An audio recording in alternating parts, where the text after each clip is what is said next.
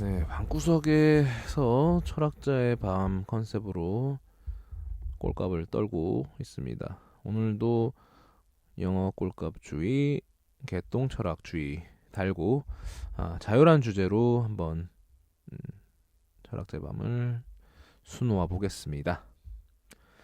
진정한 자유란 무엇인가? 이제 철학자의 아포리즘을 소개하면서 한번 이야기를 나눠보겠습니다. 장폴 사르트르의 이제 아포리즘입니다. Man is condemned to be free. 인간은 자유를 향해 저주받았다. 참 짧지만 어렵네요. 그래서 일단은 사르트르 입장에서는 이제 인간은 계속 자유롭기 위해서 태어났기 때문에 어떻게 보면 자유를 추구하기 위한 저주에 걸렸다고 볼 정도로, 그러니까 표현하자면 그런 거죠. 인간의 실존은 곧 자유고 어떤 인간의 어떤 세상에 내던져진 존재로서의 인간이란 사람들은 관계 맺음을 통해, 즉 실존적 행위를 통해서 스스로의 어떤 존재 의의를 찾는 거죠. 존재 물음이라고도 하고요. 그래서 자유가 전제가 되지 않으면 당연히 이런 실존적 행위, 서로 간의 관계 맺음 이런 것들은 제한되고, 그것은 우리가 어떤 자신의 존재 이유를 물어갈 수 있는 그런 부분에 대한 이유를 상실하는 부분이다.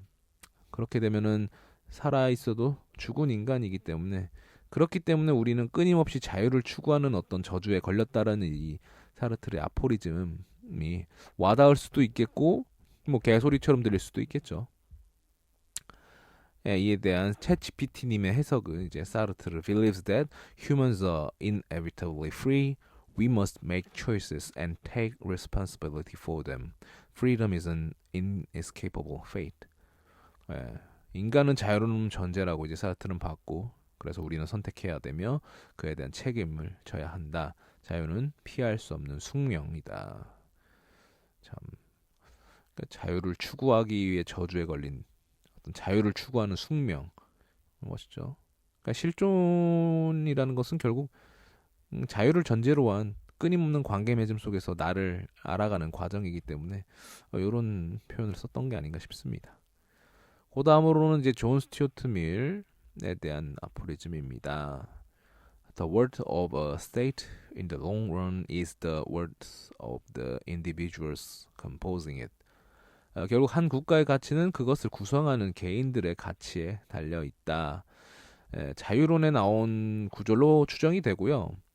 끊임없이 이제 밀은 존 스튜어트 밀은 자유론에서 개인의 역량을 굉장히 중요시합니다. 개인의 자유를 어디까지 설정해야 되는가를 굉장히 우선시했고, 또 개인에 대한 생각, 개인의 가진 진리들에 대한 부분들을 이제 토론과 합의를 통해서 나아가야 되며, 그 역량을 최대한으로 발휘해 줘야 되기 때문에 그 개인 간의 역량을 최대한으로 발휘하는 과정에서 국가의 기능이 진보하고 발전하는 것이지, 국가의 역량이나 기능보다 개인의 역량을 더 우선시해야 된다. 그것이 국가가 발전할 수 있는 더 큰 밑거름이다.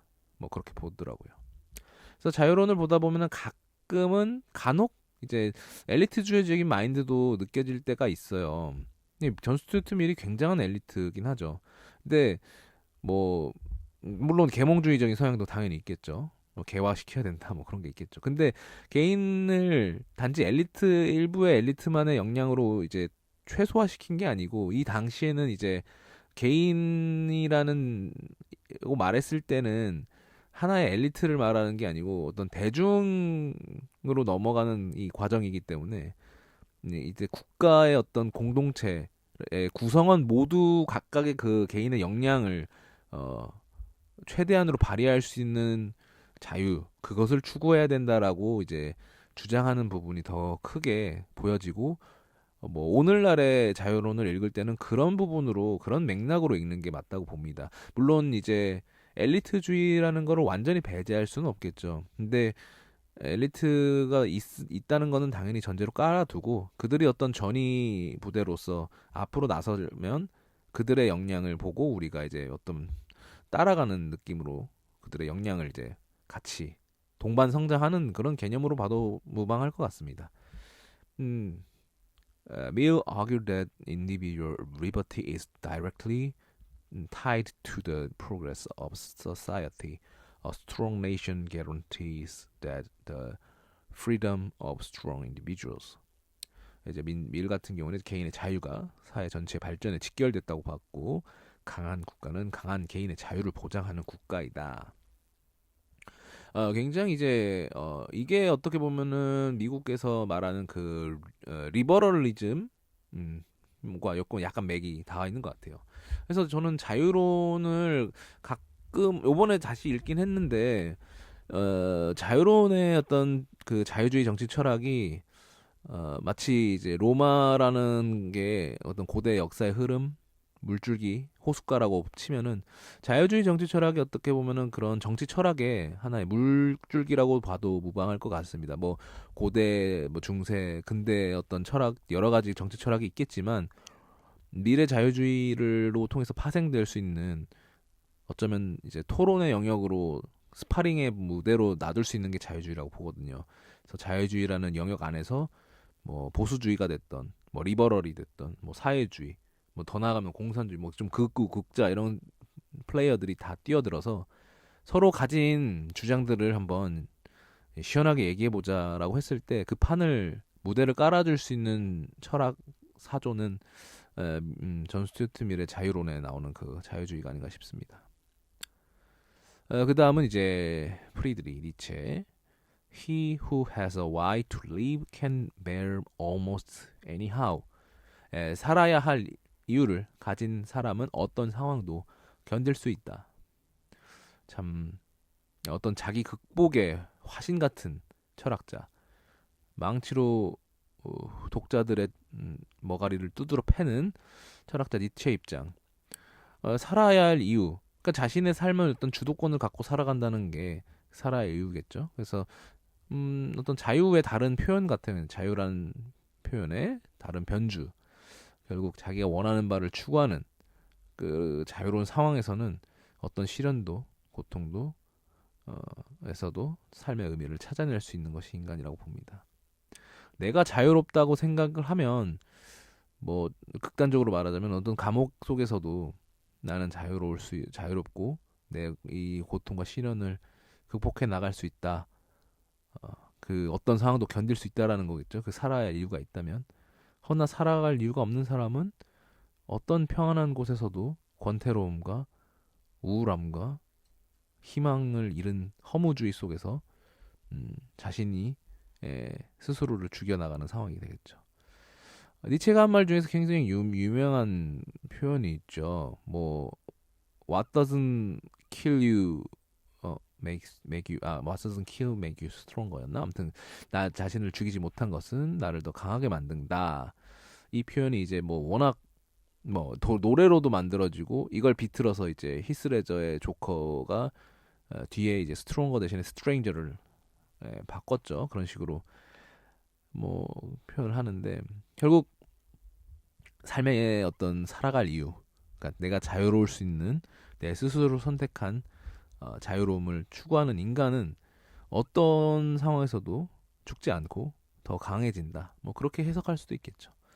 그래서 어떻게 보면은 니체가 말하는 아포리즘들은 좀 강렬한 것들이 있어요. 좀 직관적인 부분도 있고 어쩌면 오역될 수 있을 만큼 뭐 오만하게 해석될 수도 있는 여지도 있겠죠.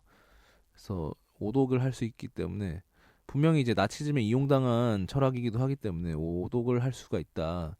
근데 그거는 이제 여러 가지 사연들이 있기 때문에 분명히 그런 걸 떠나서 자기 극복의 어떤 아포리즘 그런 부분으로 많이 읽히기 때문에 대표적으로 다뤄지고 있는 것으로 보여집니다. Nietzsche saw freedom as more than just the absence of restrictions. It is the power to create one's own purpose and live by it. 자, 니체는 이제 자유를 단지 구속되지 않음, 그러니까 속박되지 않음을 넘어선 자신의 목적을 창조하고 주체적으로 살아가는 것. 자유죠. 그래서 자유를 위해선 스스로 의미를 창조해야 된다. 결국 살아갈 이유를 만드는 것이 곧 자유. 동치죠. 그러니까 이꼬르라고 하죠. 이꼬르, 이퀄. 자유는 곧 스스로의 어떤 살아갈 의미를 찾는 것. 자, 이번에는 이제 한나 아렌트. 한때 하이데거의 연인이었던, 하이데거는 이제 유부남이었지만 죄송합니다. 이제 예루살렘의 아이히만, 전체주의의 기원, 굵직굵직한 정치 철학을 다뤘던 분이죠. 다음과 같습니다. The freedom to be free is the freedom to begin. 자유로울 수 있는 자유란 시작할 수 있는 자유다. 그러니까 자유를 그냥 갈망하는 것, 이것은 결국 자유를 추구하는 것, 행동으로 옮기는 것, 이것이 바로 자유의 시작이다 라는 표현을 하고 있습니다. 결국 우리가 어떤 자유로움이라는 것은 결국 행동으로서 그 본질에 다가갈 수 있다는 것이죠. 그것이 한나라의 아렌트의 아포리즘이고, 사실 뭐 자유에 대해서 뭐 말할 수 있는 거는 우리가 그냥 술자리에서 그냥 뭐 자유에 대해서 얘기하는 거나 발목에 족쇄를 찬 노예들도 할 수 있는 얘기죠. 허나 쇠사슬을 끊고 달리는 자가 자유를 얻는다는 거죠. 결국 행동이 필요하다. Arendt believed that the essence of the freedom lies in the ability to initiate something new. Freedom is not just right, but also the courage to act. 결국 시작할 수 있는 능력, 행동할 수 있는 용기, 이게 아렌트가 말하는 그 자유의 본질적인 부분이라고 볼 수가 있습니다. 그래서 이제 진정한 자유라는 거는 저는 이제 미래에 입각해서 좀 많이 좀 언급을 하는 게 있어요. 이제 최대한 자기 자유를 역량을 발휘할 수 있지만 타인과 공동체의 자유를 이제 침해하지 않는 선에서 이루어야 된다. 타인과 공동체를 무시하고 자유를 추구한다는 건 너무나 방종이고 미성숙한 태도죠.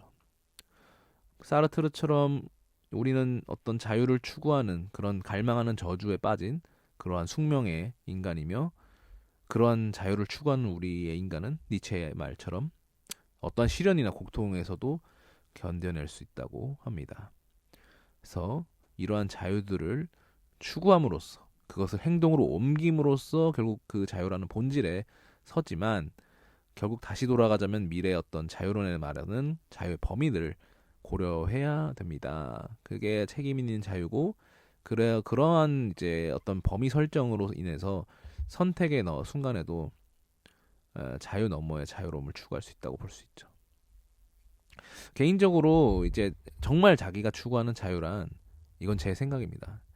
물리적으로, 일단 물리적인 걸 가설을 한다면 이제 2, 3평 남짓 정말 감옥 같은 공간에 갇혀 있음에도 내가 정신적으로 자유롭다면, 내가 어떤 정신적으로 극한의 자유를 추구하고 있는 상태라면, 그럼에도 불구하고 난 자유롭다라고 느끼는 그것이 만약에 상상이 된다면, 그 사람이야말로 정말 궁극적으로 자유를 추구하는 인간이며 자유를 누리고 있는 인간이라는 생각을 해봤습니다. 개똥소리긴 하죠. 아무튼 그런 생각을 했고요. 그러니까 진정한 자유란 무엇인가라는 생각이 들었을 때 제 어떤 나름의 방구석 철학을 얘기했습니다. 그렇다면 이제 얼마나 자유로울까? How free can we truly be? How far should individual freedom be protected in society? 우리가 얼마나 자유로울 수 있는지, 그리고 사회가 얼마나 개인의 자유를 보장할 수 있을까? 이 문제는 사실 어떤 규범적 자유죠. 그러니까 공동체나 타인의 자유를 침해하지 않는 선은 어떤 규범적인 부분에서의 자유이기 때문에, 그러면 결국 이 상자 안에서의 자유라는 부분이 있죠. 공동체 안에서의 자유.